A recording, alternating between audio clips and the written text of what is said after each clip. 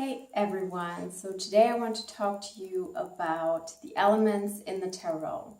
As you may know, the tarot has 4 different suits that correspond to the 4 elements that we know. You have the suit of swords, you have the suit of cups or chalices, the suit of wands or staves or clubs, and you have the suit of coins or pentacles or discs. They all have different names that get used in different decks depending on the intention of the deck and the vibe of the deck. So let's start with the suit of cups or chalices.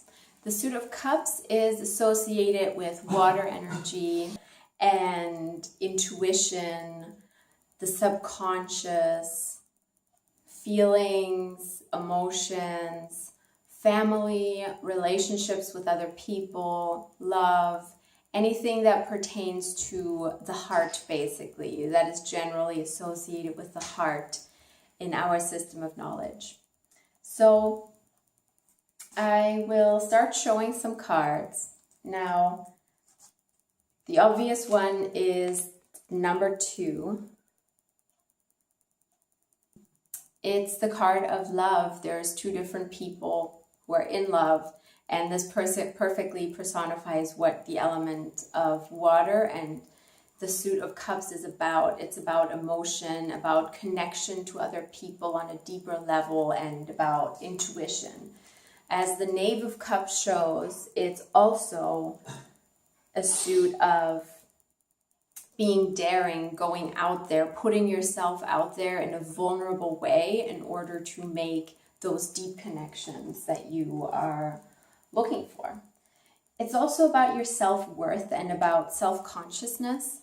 I really like this card with respect to that, the 3 of Cups. It shows 3 women partying, drinking together. I'm sure they are in what they would usually describe as embarrassing poses or doing embarrassing things. Basically doing all the things that you want to do without paying attention to what your mind is trying to tell you about your looks or the way you are. Accepting yourself the way you are is basically one of the messages of the Cups.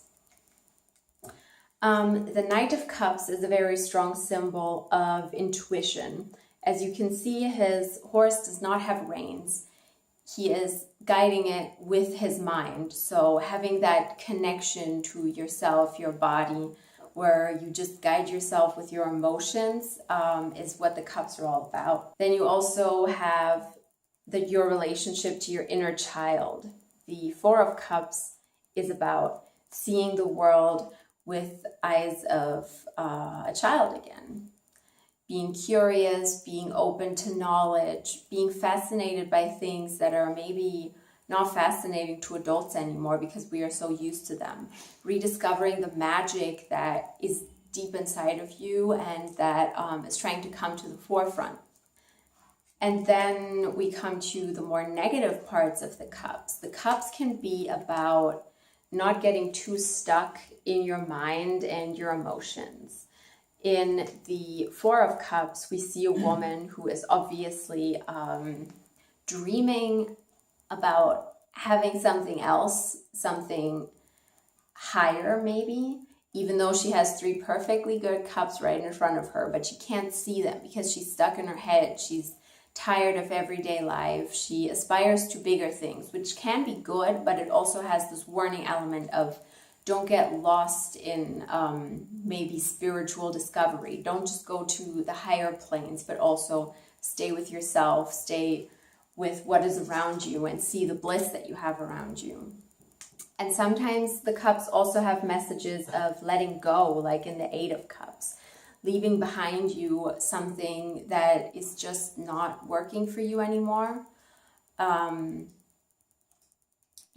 being ready to go into a new aspect of your life, that sort of thing. So once again, if you draw a card of the Cups, see what maybe your intuition is trying to tell you that you are not seeing, how your emotional state is. Are you in connection with your emotions or not? How is your relationship with other people? With your family, is there anything that you have to deal with? Is there anything you can do better?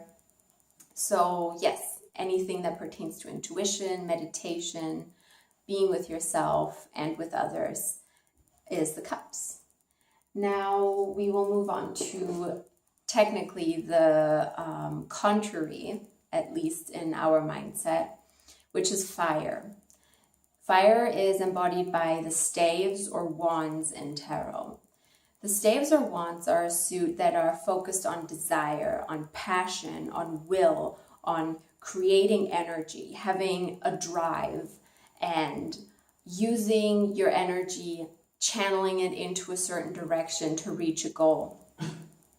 For example, you can see this very clearly in the Knight of Staves, who is charging into a territory, brave, one with his horse. He knows what he's doing and he's charging ahead, which may be dangerous, but he will do it anyways.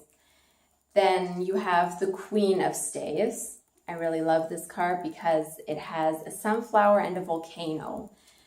The staves are very related to creativity, to creating through energy that you yourself generate, basically. And the sunflower is a very strong symbol of that. It's one of the fastest growing flowers and basically signifies the queen's ability to make her desires a reality in a very, very fast way, a very fiery, driven way. Then something that maybe doesn't come naturally when we think of fire or when we think of the wands, but that is very important as well, is aspects of ritual. For example, you have the Four of Staves, where you can see a few maidens preparing a feast, preparing some sort of event that is going on. Something has been decided on to be celebrated. The same with the Six of Staves. They seem to be celebrating some sort of success, maybe in battle. So the staves are not only about knowing how to create and utilize energy to reach your goals and to have that creativity inside you, but to also reward yourself after you've reached a new stage of a project or of your spiritual journey, whatever it pertains to. The more negative aspects of the five are personified maybe by the Eight, where there is a girl taking a stroll and she's very confused by 8 staves suddenly flying at her, and the Five of Staves, where you just have an outright battle going on. This stands for directionless energy, for not using your energy for something useful, but just having a passion, having this mad drive, and maybe also blind activism, like just blindly doing something, letting all of your energy go outside of yourself without focusing it on something. And that is the warning that the staves have for us. If you have a passion, be careful not to get lost in it. Don't work based on bursts of energy, but more on a tempered level, I guess. When you draw the card of staves or wands, the questions you should ask yourself is, where am I directing my energy right now? Where am I getting my motivation from? What is my passion? Where is a certain situation going right now that maybe I should regain control over? How can I create energy? How can I create motivation? How do you relate to others? Are you sometimes too pushy? Do you put too much energy on others? Put too much in general on others? That could be a theme of the staves as well. Now let's move on to making the energy that the staves have into a reality, which is the pentacles. The pentacles are all about earth. They're about manifestation, about harvest, creating that which you have envisioned in a very corporeal, physical way. For example, they could pertain to your body, your physical body, money that you make through work, anything relating to your health, your career, results of your work, basically, in a very manifest way.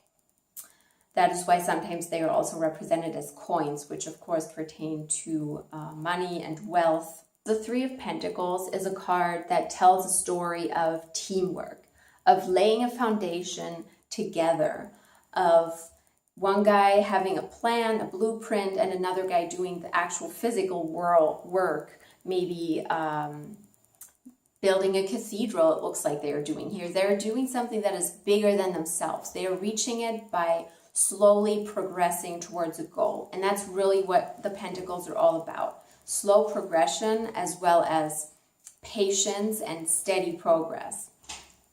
Then you have the Eight of Pentacles, for example, where there's a man honing his craft. He is making all of these discs and practicing. And it's a message of you have to practice in order to become perfect. Don't expect anything to come to you overnight.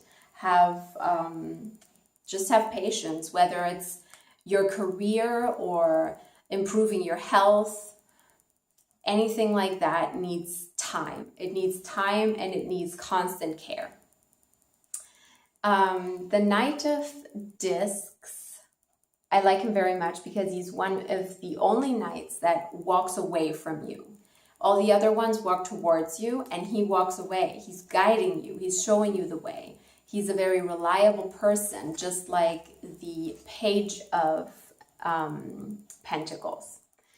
They are reliable people that will help you construct a strong foundation and stand for loyalty, not for creativity. Don't expect creativity or inspiration, but expect to have a good groundwork. The other side that makes a lot of sense, the negative side of the coins and the pentacles, of course, is greed.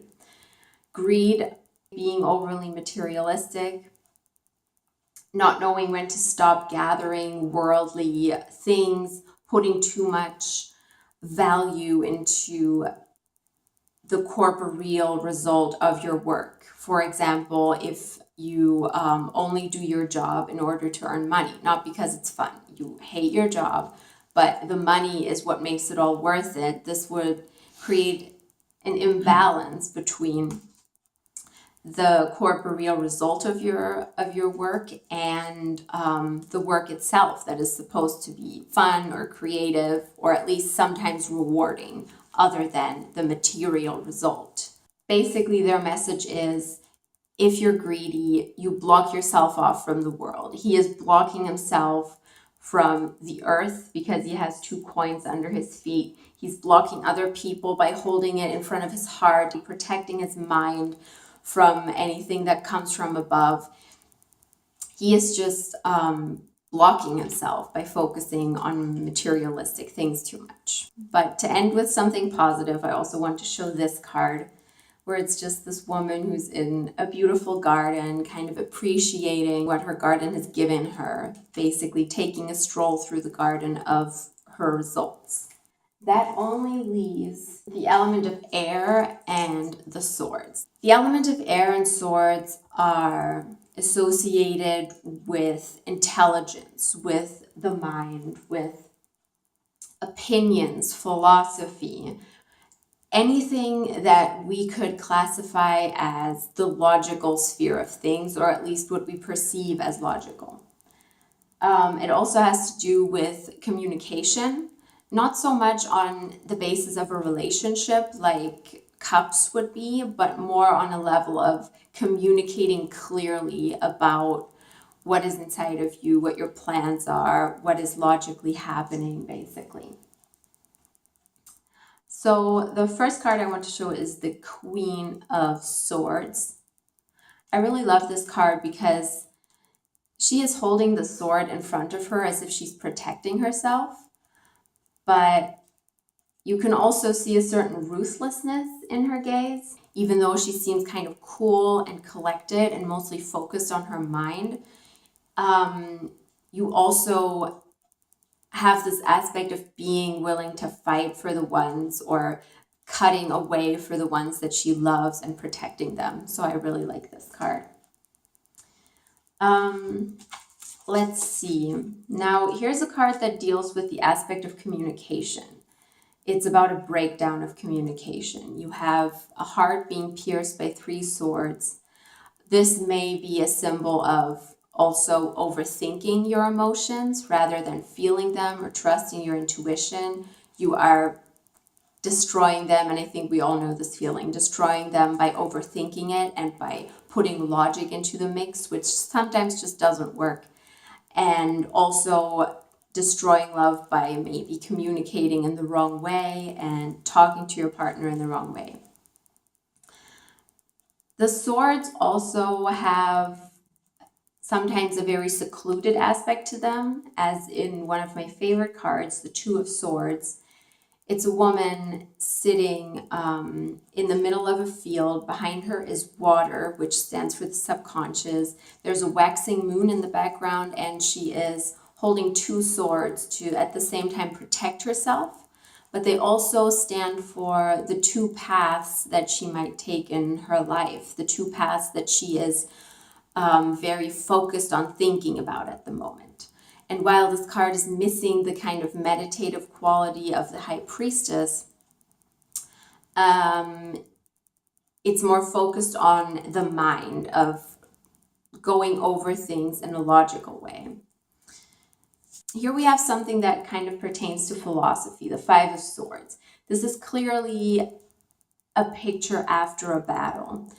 The men are collecting swords, collecting what they have, maybe collecting the swords of their dead companions, and trying, like, they have to make the decision of whether they want to join the enemy because they've lost, or go back to their families, what they are going to do with their lives. So this is very related to opinions and philosophies, letting go of old opinions, being open for new. Yeah. Just like the staves, sometimes the swords have an element of warning pertaining to being uncontrolled. This Knight of Swords is a kind of strange card because he doesn't seem to have control over his horse.